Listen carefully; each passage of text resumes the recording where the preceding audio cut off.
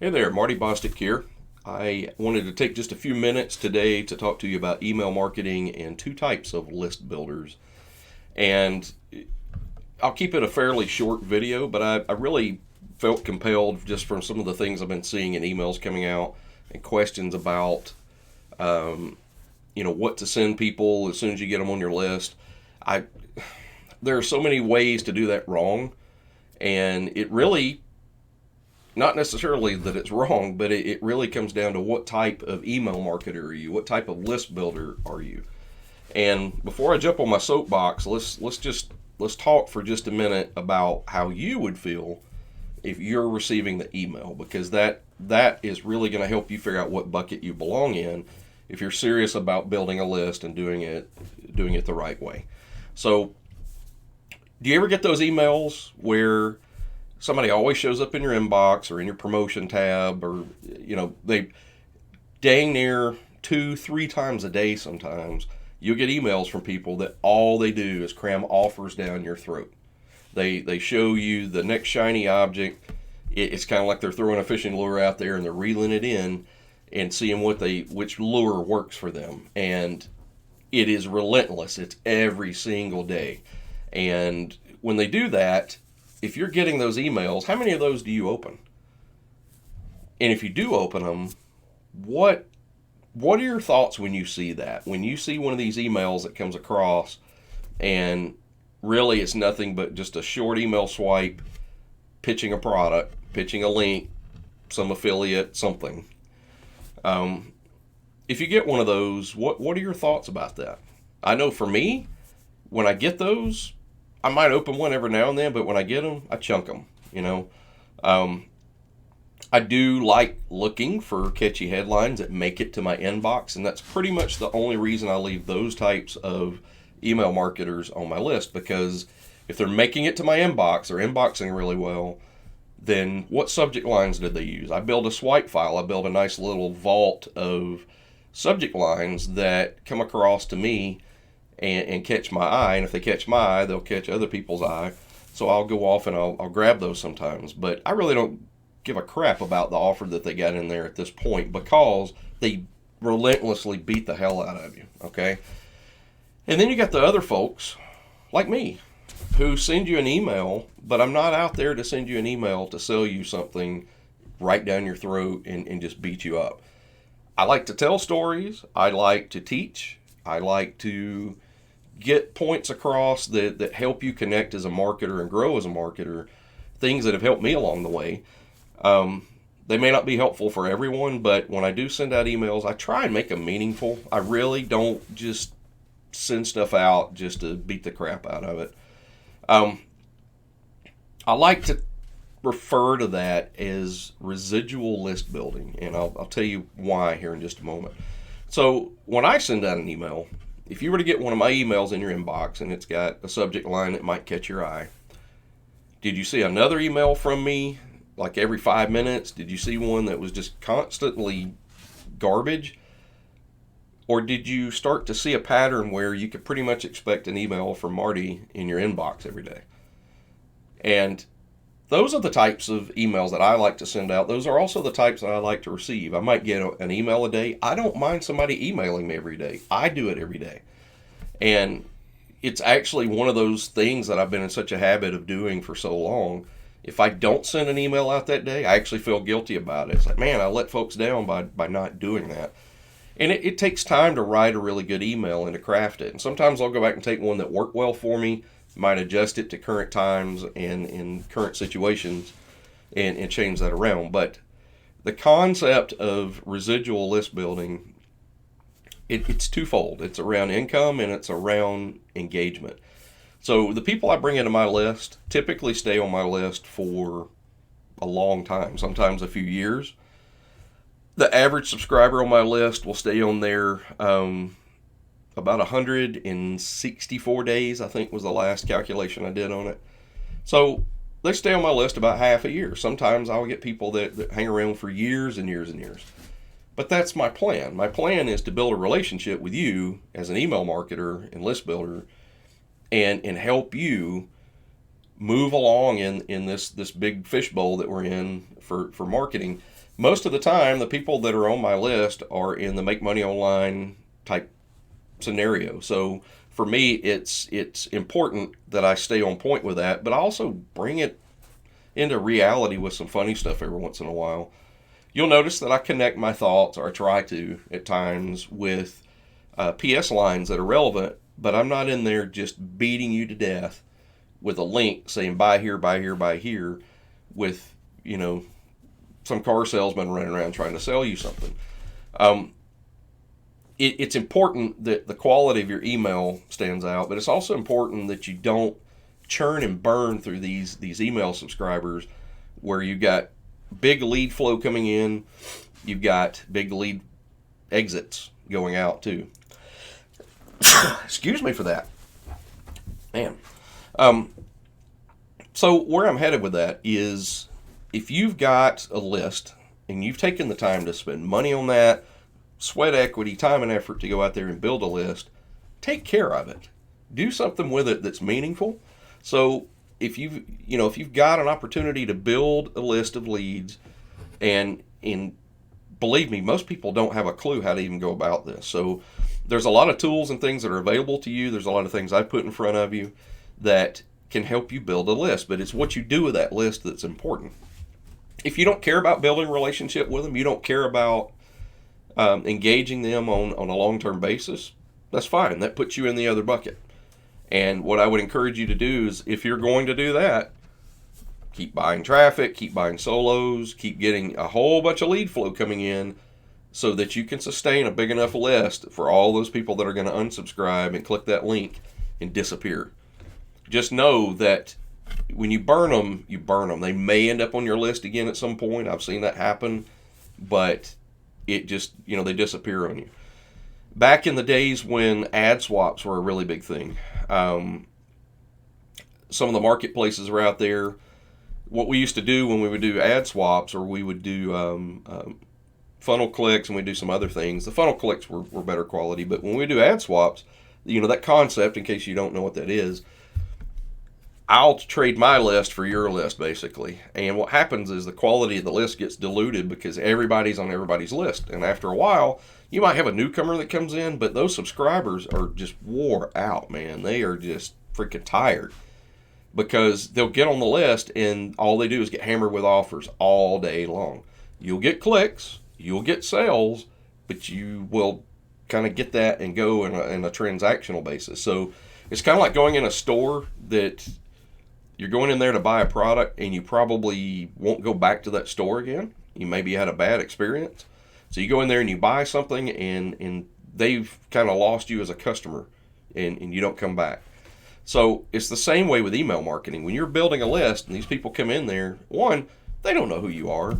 When they come in your list, they're cold. You have to warm these people up. You have to get a trust established, but I don't mean a shallow, hollow trust. A genuine trust. Okay, so you got to get a relationship built. It's kind of like getting a new friend, and you're starting to go through that process. And actually, I like to use the analogy of a date. So let's say you're dating someone. You're not going to marry them on the first date.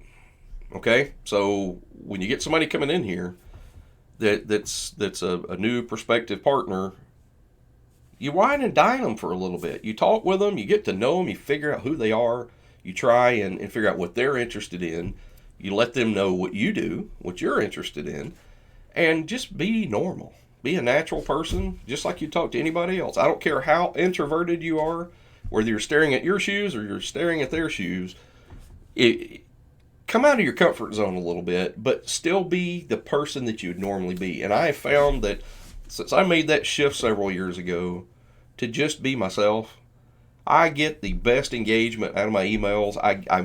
I'm always getting responses to my emails. That tells me real people are reading my emails, and the ones that are there are the ones that want to be there.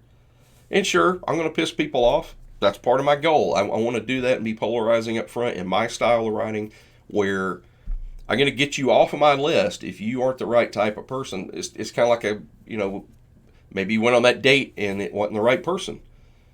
You're going to push them away because you don't You don't click well enough. Yeah, opposites attract to some degree and all that crap, but if you don't have a good mix, you're not going to be around for the long term. So the people that do stick around in your list, that have gotten to know you and you've warmed them up, those are the ones that are going to hang around. Those are the ones that are going to keep looking for your emails. You got to establish a routine, you got to establish a pattern, but you got to keep that moving. So my term that I came up with around residual list building, the first part of that is around doing something once, getting paid over and over for it, but it's getting paid in different ways. So the reward for me is not only the money part of it, it's the engagement part of it. I like to hear questions from you as a subscriber. I like to find out what you're struggling with. Maybe trends are changing in something. Maybe it's a new YouTube trend, or it's something that's going on that's changing around. If I'm emailing on that and I get some interaction back from you, that's good, because we can have a good dialogue about that. Sometimes I'll take it off in a private message in a chat system somewhere or over on Facebook, but it's the engagement and it's paying attention to what's going on and evolving together in this. The other part is the income side of this. I am much more interested in getting a subscriber on my list, providing value to them, steering them in the right direction, not doing BS reviews on stuff that I've never touched or even looked at. Can't do it, won't do it. And it's about building that trust and giving good recommendations on things. And those people hang around for a long time. So the majority of my customers that stay on my list that long buy multiple times from me. But they don't buy because, oh, look, Marty's dangling a shinier object than the next guy. No. It's because they know I took the time to figure out if it was worth telling them about or not.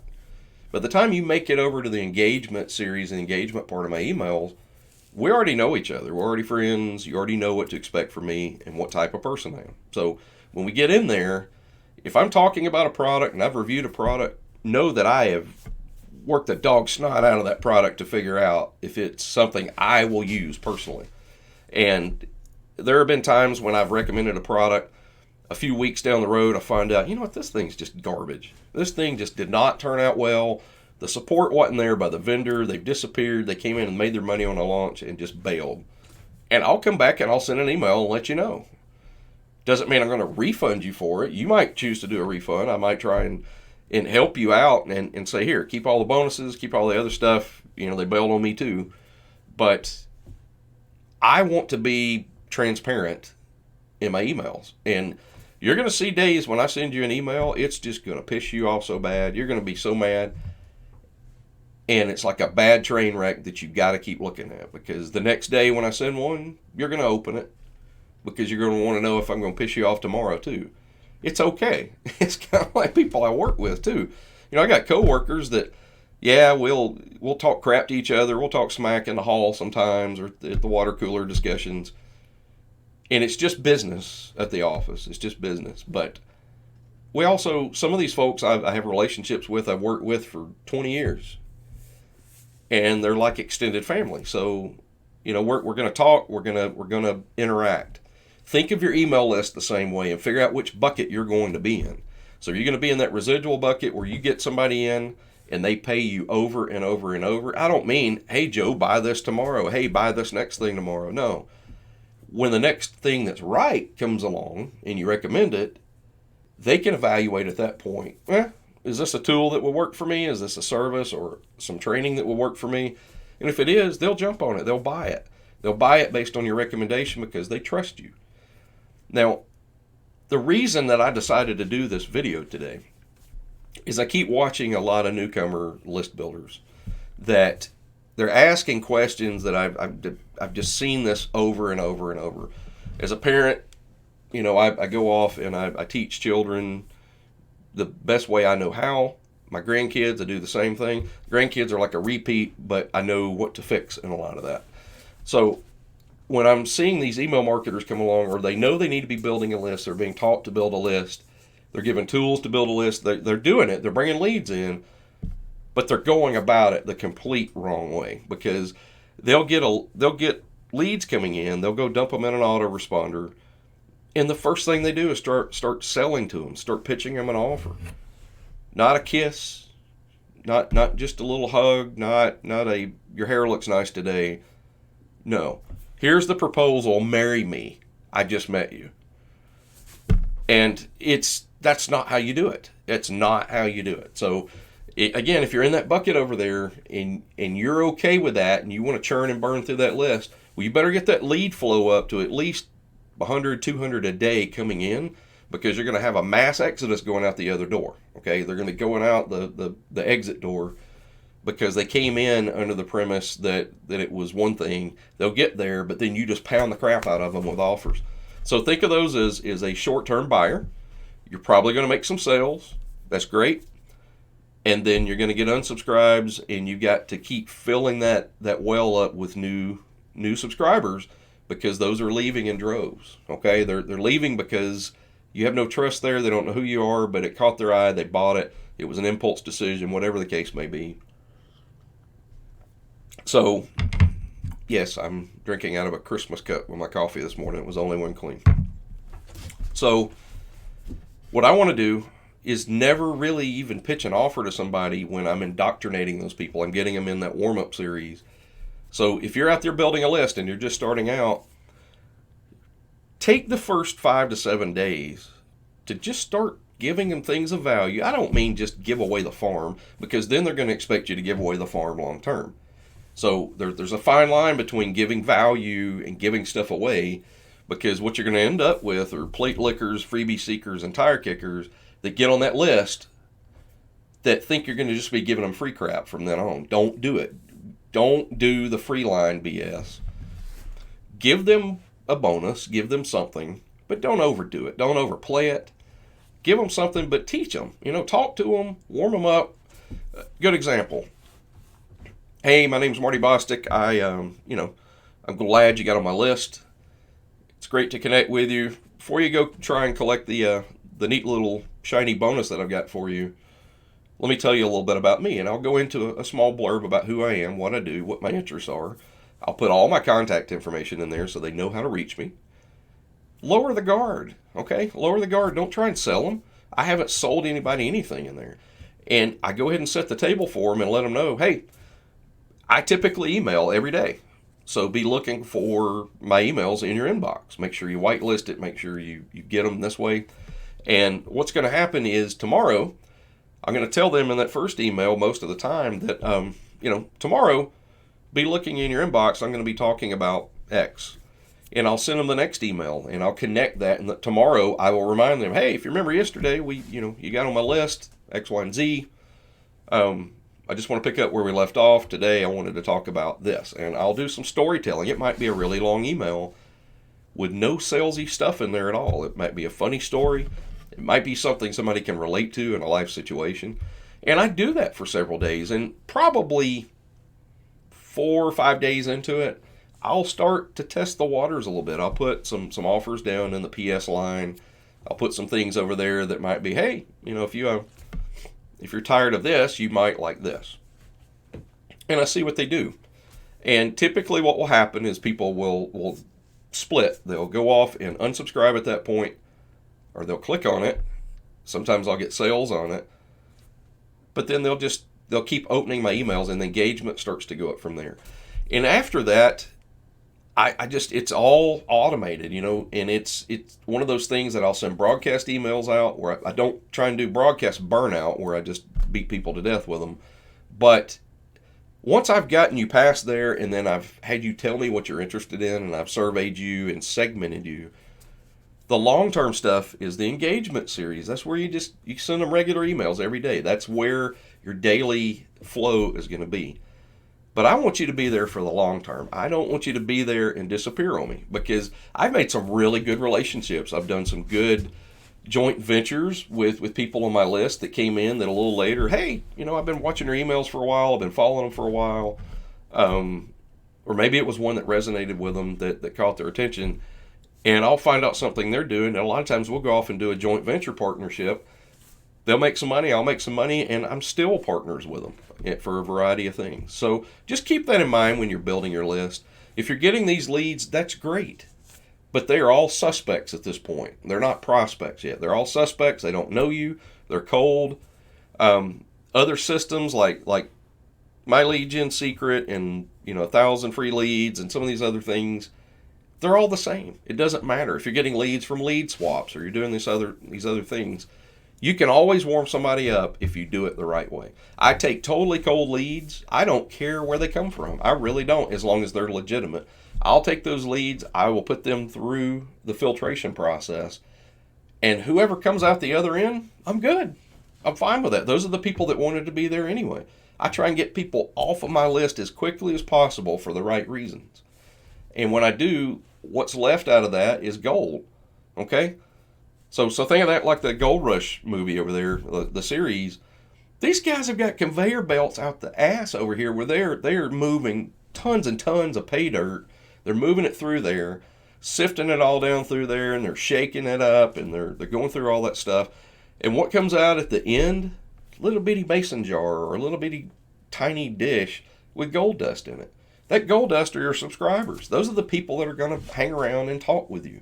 So keep those things in mind. Don't go out there and build you a list of people that are going to disappear in a hurry. I know you're eager to sell them something. I know this. I understand it. I've been there. I've done it, and I've watched them disappear on me. Don't send offers to the people that are just getting on your list. Wait till they've come out the other side. That's the ones that you send the offers to. Okay? Don't do it when they're over here because you'll do pattern interrupt. And you'll disrupt what they're doing in that flow of being indoctrinated to who you are. And they'll see right up front, oh, he or she's just here to sell me. Don't do that. Wait till they've gotten over here. They will expect to be seeing some kind of offer from you if you do it right. They will know that, oh, Marty's got another link in his email today. What is this about? And if they're reading that email, the quality of that click down in that PS line, if you're writing an email that's meaningful, there's your gold dust. Okay, it's right there waiting on you. That's payday.